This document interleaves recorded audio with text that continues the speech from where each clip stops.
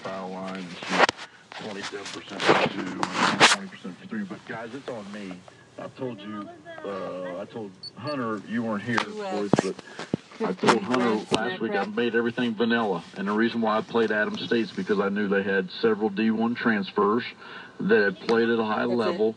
I knew they'd come in here and compete, and I knew they'd be hungry, and it was the perfect game for me to see how we were going to handle adversity with not a game plan in place. And, you know, it's all on me, and I told the guys that. I was a little longer up there, Robert, after this game than I was the last game, and I'm sure you guys can figure out why I was a little longer up there than normal. So, you know, we got a long way to go. Can't say enough about Greenwood. You know, he didn't shoot it well, but he just plays to win. And that kid, hopefully he can rub off on the 14 other guys that we have, and they understand what it is to play here. And, you know, I told them, I said, you know, if you're not going to do the little things and do the things, then you need, you know, it's not the good place. But we just didn't play well. Yeah. Well, you know, Coach, talk a little bit about the defense Adams State brought in here. I mean, they from jump ball, they pressure defense on the guards. Right. And New Mexico wasn't really able to handle that right up front. And so could that be part of the not shooting the ball so well? Well, I think that was a big part because they've got 4 little guards. And, Hunter, you know, you're played and Robertson enough basketball that when you play against guys littler and stronger, and not maybe stronger, but a lot quicker, it's hard for guards. And you know, we don't see guys like that normally, but that's what I wanted to see. And they hard hedges on the pick and roll, and we didn't put in I didn't want to show that. So, you know, we kind of were at a disadvantage on what we were going to do because we got different packages that we can run that take advantage of that. I just didn't want to show too much. So it's just one of those deals that we got to get better, but it did affect our shooting. But, I mean, you guys have seen the games and seen enough games. We had numerous horse shots with nobody around us that, you know, we got to make. Our guys got to make those, so we got to get better and we got to improve, and I think our guys understand. Expand on you. You talked about he just does he does every big team force deal. I mean, he just gets every loose ball. He rebounds it.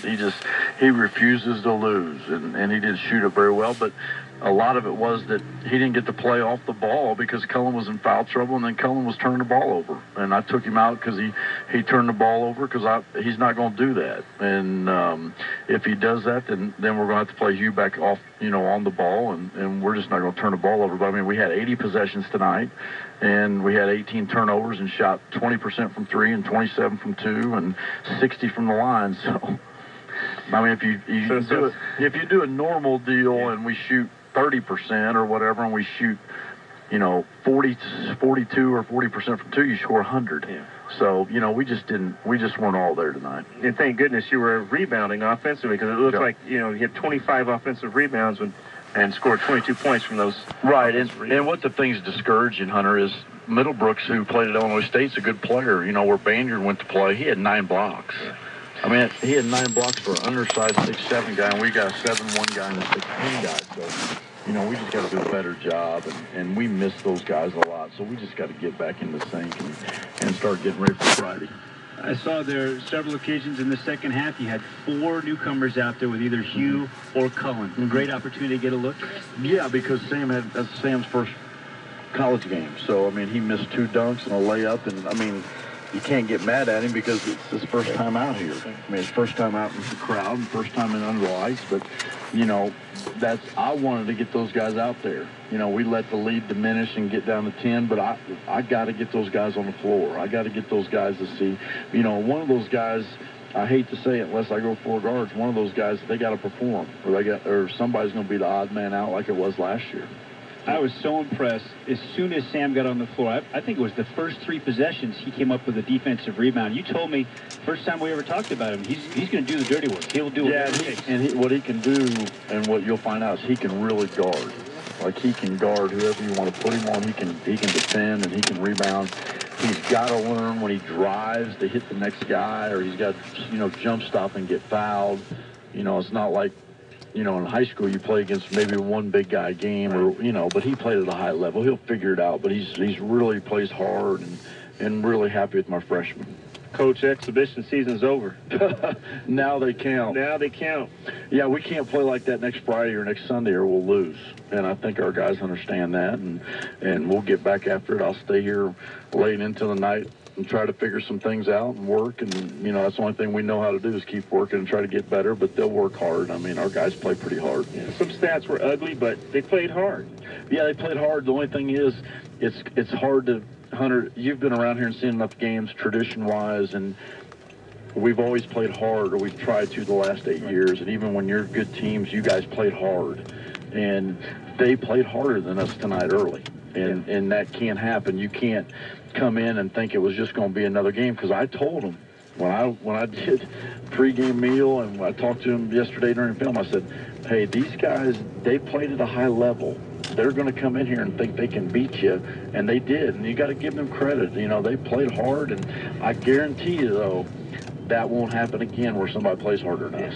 Well, our guys played hard. Yeah, they did. No, they played hard. But we talked about the pace being a fast pace early on. We played it, and they brought the pace to you. They brought the pace. There's 80 possessions. Yeah. So, you know, I like the pace. I don't like the turnovers. I don't like the way we shot the ball. But again, if you watch the game again, and I know the fan that's in the stands, you know, might not get to see it again, but we missed a lot of easy, wide-open shots. And if you make those shots, it's a total different game, but that's part of the game. You either make them or you don't. Yeah, they sped you guys up, and I think that forced you to take some quick shots. And we've had games like that before since we've been here in exhibition season where we've come out like that. I mean, you know, Western New Mexico played Grand Canyon. They're tied at half yesterday.